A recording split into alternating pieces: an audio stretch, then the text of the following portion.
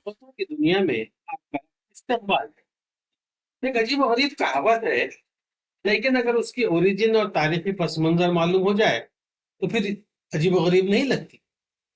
کہاوت یوں ہے کہ فائن ورڈز بٹر نو پارس نپ، یعنی خوبصورت الفاظ مولی پر بٹر نہیں لگا دیتے۔ اس کہاوت کا جنم 17ویں صدی میں بتایا جاتا ہے۔ اس وقت یعنی امریکہ سے آلو کی برآمد شروع ہونے سے قبل برطانیہ میں پیسی ہوئی مولی کی ڈش روزمرہ کا ایک اہم پکوان ہوا کرتی تھی، جیسے ہمارے پاس اپما شیرہ وغیرہ ہوتا ہے۔ اس کی لذت ٹیسٹ بڑھانے کے لیے اکثر اس میں بٹر ڈالا جاتا تھا۔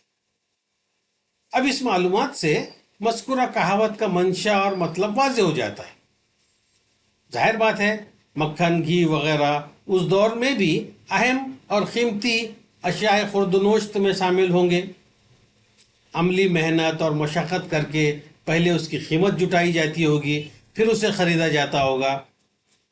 صرف لفاظی اور بول بچن سے نہ تو اس زمانے میں ڈش میں مکھن پڑ سکتا تھا اور نہ آج پڑ سکتا ہے۔ بس کہاوت یہ کہنا چاہتی ہے کہ اگر آپ کو مولی یا کسی اور سبزی کی ڈش میں مکھن ڈالنا ہو تو آپ کو سچ مچ میں اس میں مکھن ڈالنا ہوگا، صرف آپ کی خواہش یا پڑ جا سم سم کے خوبصورت الفاظ ادا کرنے سے کچھ نہیں ہوگا،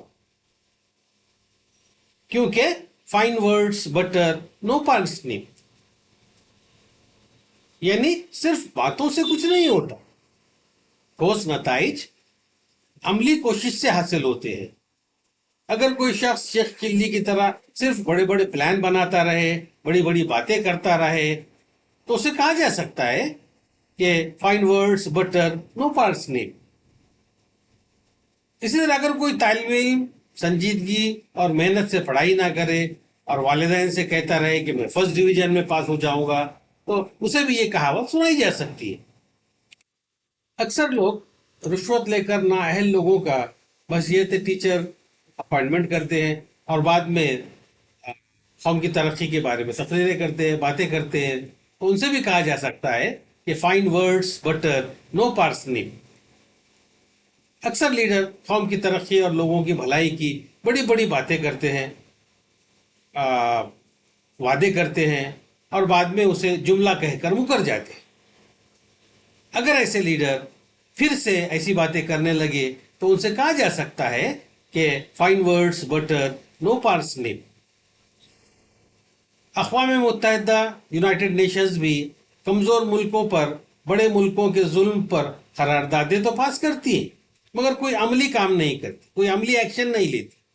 اس وقت بھی یہ کہاوت اکثر لوگوں کے ذہن میں آتی ہے کہ فائن ورڈز بٹر نو پارسنپ۔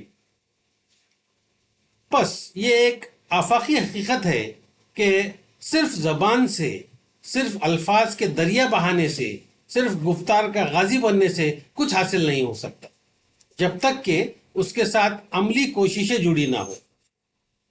اسی پس منظر میں علامہ اقبال نے بھی کہا تھا کہ زباں سے جوش قومی دل میں پیدا ہو نہیں سکتا اور ابلنے سے کنواں وسعت میں دریا ہو نہیں سکتا۔ بس ہم امید کرتے ہیں کہ آپ لفظوں کے جال میں نہیں پھنسیں گے اور عمل کی اہمیت کو سمجھیں گے۔ خدا حافظ۔